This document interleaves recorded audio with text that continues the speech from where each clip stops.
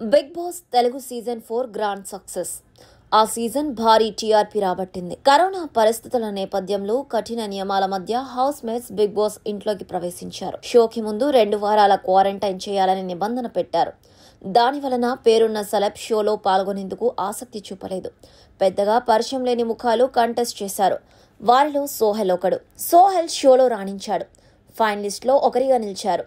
ఫినాలేలో సోహెల్ డబ్బులు తీసుకుని title race నుండి తప్పుకున్నారు. బిగ్ బాస్ షో క్రేజ్ సోహెల్కి హీరోగా అవకాశాలు తెచ్చిపెట్టింది. లక్కీ లక్ష్మణ్, ఆర్గానిక్, మామా హైబ్రిడ్ అల్లుడు, mister pregnant, boot cut Balaraju ఇలా వరుసగా చిత్రాలు చేశారు. అయితే ఒక్క చిత్రం కూడా సోహెల్కి బ్రేక్ ఇవ్వలేదు. నా సినిమాలు చూడండి అని కన్నీరు పెట్టి వేడుకున్న ప్రేక్షకులు కనికరించలేదు. ప్రస్తుతం సోహెల్కి పెద్దగా ఆఫర్స్ రావడం లేదు. తాజాగా ఆయన ఓ ఇంటర్వ్యూలో పాల్గొన్నారు. బిగ్ బాస్ షోని ఉద్దేశిస్తూ కీలక కామెంట్స్ చేశారు. బిగ్ బాస్ షోకి నేను జీరోగా వెళ్ళాను. బయటకు వచ్చాక క్రేజ్ చూసి నాకు బలుపు పెరిగింది. నోరు జారాను. లక్కీ లక్ష్మణ్ ఈవెంట్లో బూతులు తిట్టి వార్నింగ్ ఇచ్చాను. నేను తప్పులు చేశాను.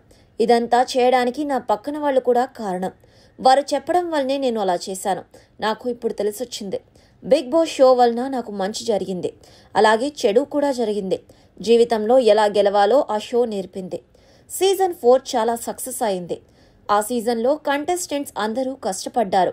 తాము నిజ జీవితంలో ఎలా ఉంటామో అలానే గేమ్ ఆడాము అన్నారు. ఇక మాట్లాడుతూ తన కెరీర్లో మిస్టర్ ప్రెగ్నెంట్, మైలురాయి లాంటి చిత్రమని, కాకపోతే దానికి రావాల్సినంత గుర్తింపు రాలేదని నిరాశ వ్యక్తం చేశారు. మేల్ ప్రెగ్నెంట్ కాన్సెప్ట్తో వచ్చిన మొదటి సినిమా మిస్టర్ ప్రెగ్నెంట్. అమ్మతనం, గొప్పతనం కూడా చక్కగా చెప్పాము. చెన్నై ఎయిర్పోర్ట్లో నన్ను కొందరు చూసి గుర్తుపట్టారు.